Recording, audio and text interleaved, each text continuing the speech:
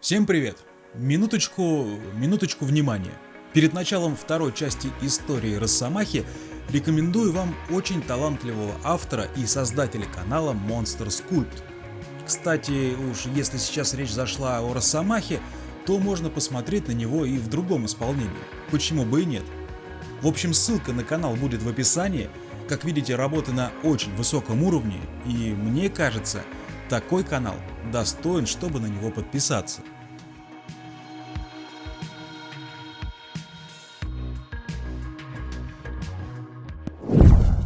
Ну что ж, как мы помним, а кто не помнит, смотрите первую часть истории, виновной оказалась Роза. И вероятнее в силу своего юного возраста она испугалась вести Джеймса обратно домой. Тем более он все еще был в шоке, и в его памяти случился провал. Он совершенно не помнил, что с ним случилось этой ночью. Она не знала, что делать дальше, и скорее всего в ближайшее время им так и придется скрываться, пока она что-нибудь не придумает. Какое-то время им это удавалось, но с наступлением холодов скрываться на улице было уже невозможно, и у них не было выбора, кроме как вернуться в поместье. И на пути к нему их неожиданно как раз и встречает старик Хоулит. Роза пытается ему все объяснить, старик видит разодранные руки Джеймса и то, в каком они состоянии, ведь за все это относительно небольшое время костяные шипы еще не до конца зашли обратно под кожу. Но, как ни странно, ни состояние внука и ни рассказ девушки его нисколько не удивил. Очевидно, что-то похожее уже здесь когда-то происходило. Старик советует им убираться из города. Это создание не имеет никакой связи с его родством, и при каких-либо других обстоятельствах он, не задумываясь, пристрелил бы этого проклятого зверя. Далее он дает Розе небольшую сумму денег и говорит, чтобы те садились на поезд и уезжали как можно дальше из этих мест. Куда они уедут и что с ними там будет дальше, это его уже никак не волнует. Через несколько часов Роза с Джеймсом садятся на поезд. Они не знали, куда держать свой путь, и какое-то время скитались, отдаляясь от родного города все дальше и дальше. Из-за шока Джеймс потерял память. Он не помнил совершенно ничего из того, что произошло в ту ночь, и даже смутно помнил, кто такая Роза и почему они не могут вернуться обратно домой. Но он знал, что почему-то так и должно быть. Его руки уже пришли в нормальное состояние, но он все так же оставался подавленным и разбитым. Через какое-то время поисков приюта они приезжают на старую каменоломню. В детстве Роза слышала об этом месте. Никто в здравом уме сюда ни за что бы никогда не сунулся.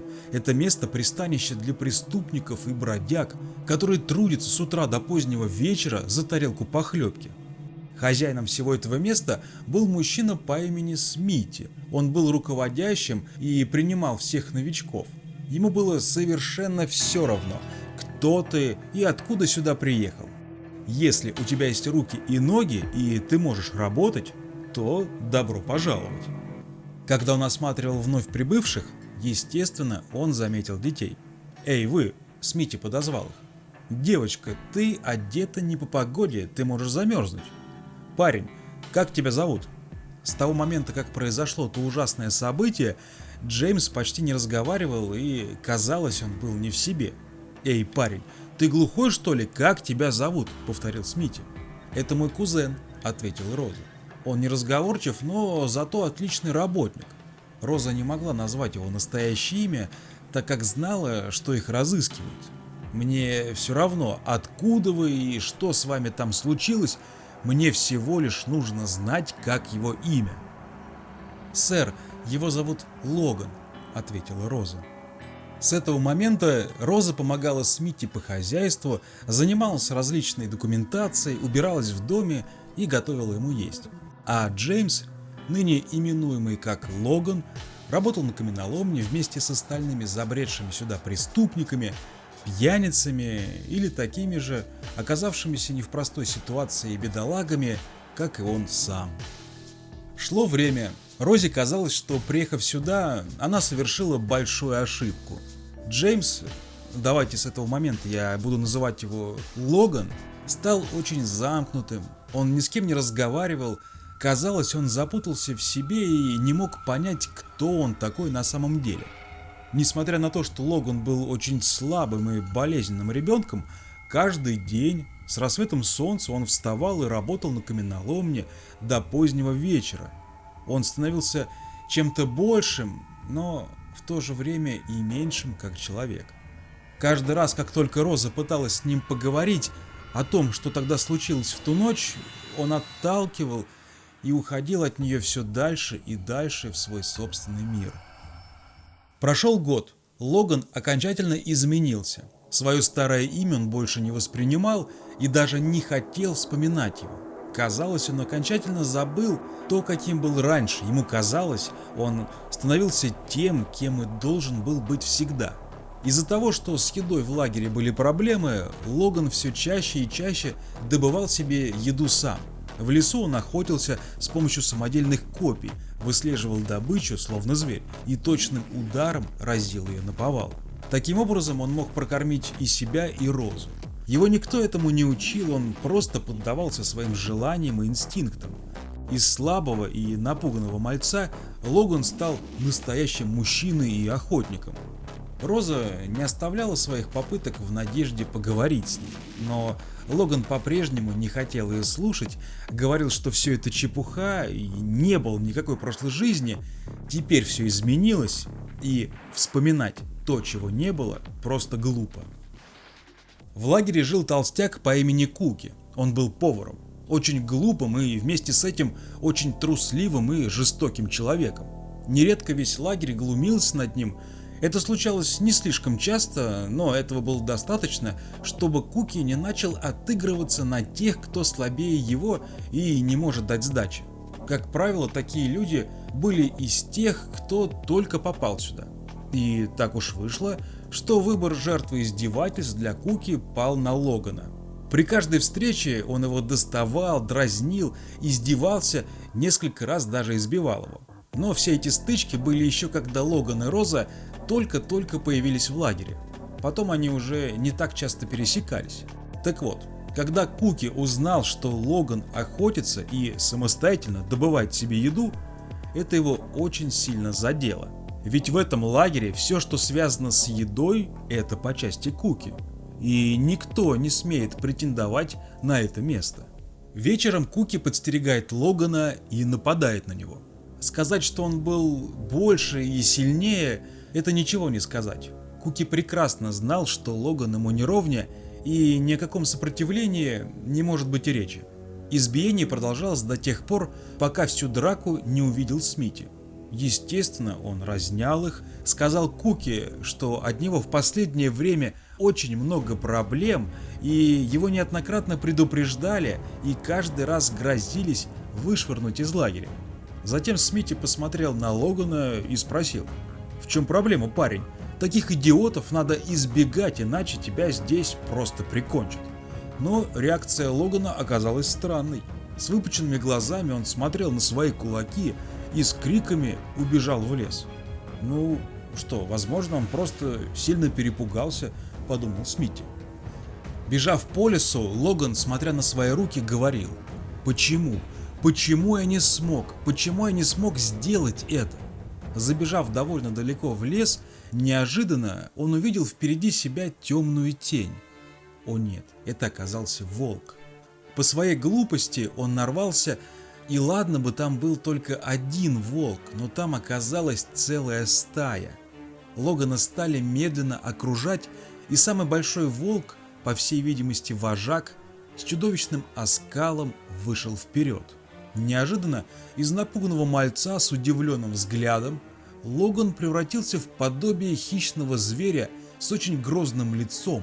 В глазах его показался блеск, а из сжатых кулаков обнажились острые костяные шипы. Смотря друг на друга и скались, они стали подходить все ближе и ближе. Однако волк почуял в Логане очень сильного зверя и отступил. Что произошло, почему Логан не смог сделать то же самое, когда его избивал Куки? Вся его звериная сущность показала себя в полной мере только тогда, когда инстинкты подсказали настоящую опасность. Опасность была в стае волков, но никак не в толстяке Куки. Хозяин каменоломни Смити очень порядочный человек, и за время своего руководства в лагере научился видеть людей насквозь. Естественно, без его внимания не остался и Логан. Парень без каких-либо преувеличений работал за 10, раз за разом перевыполняя рабочую норму, и как никто другой он годился на повышение.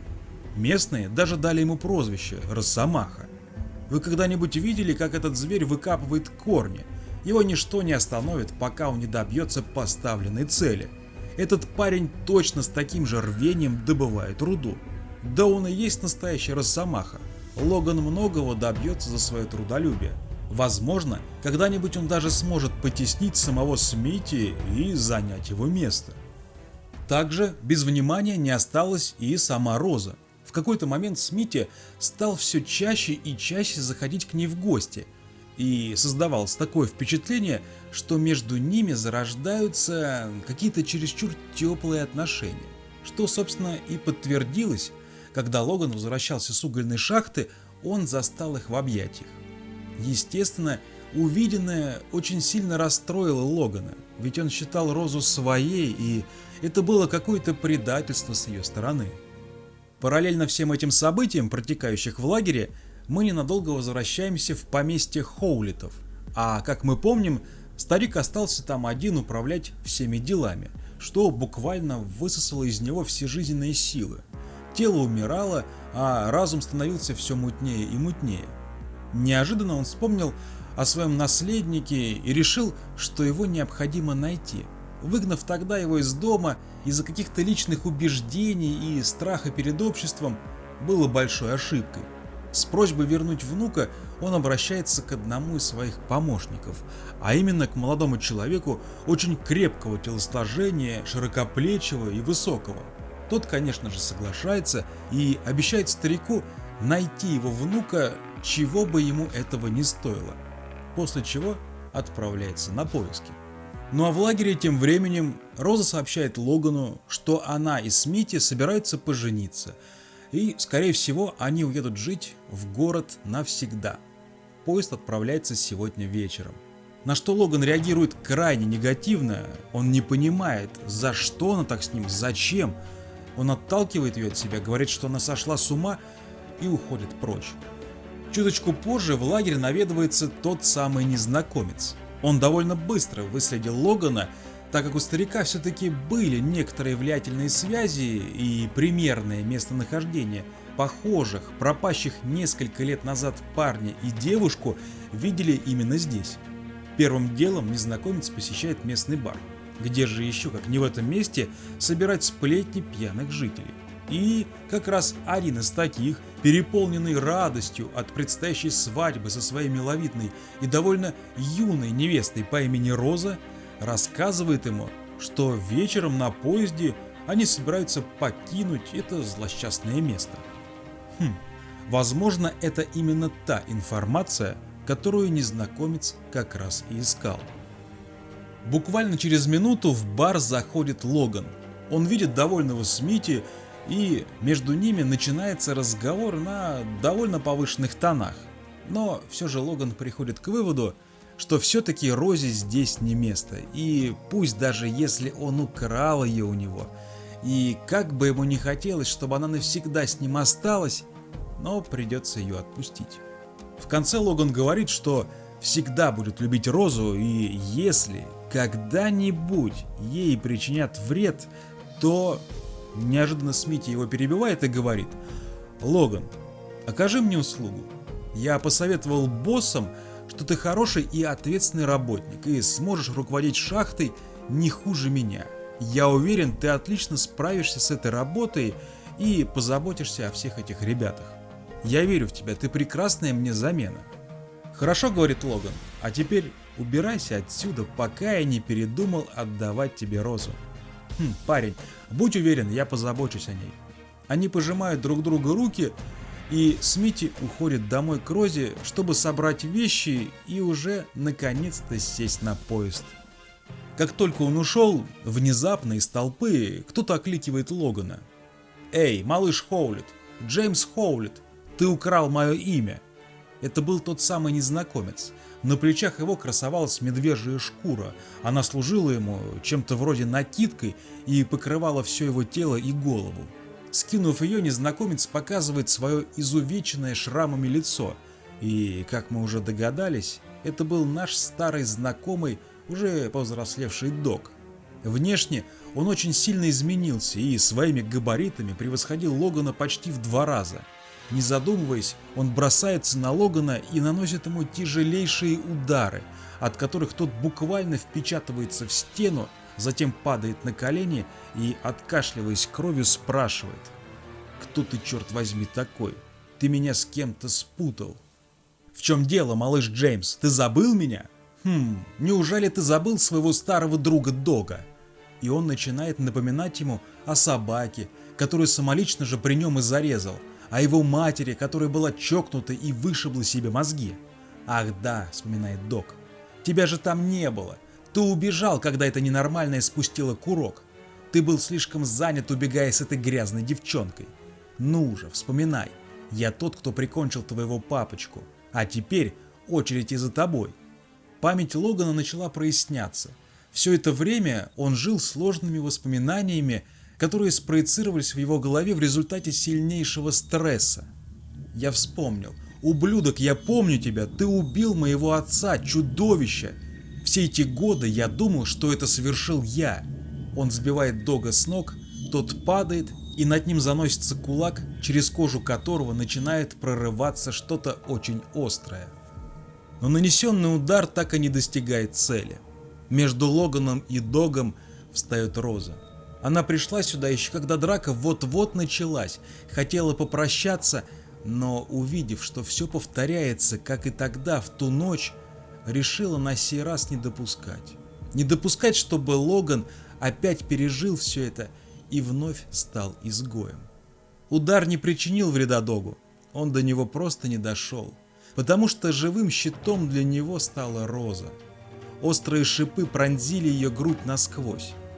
Последнее, что она смогла произнести, смотря прямо в глаза Логану: «Прости, я должна была тебе все рассказать».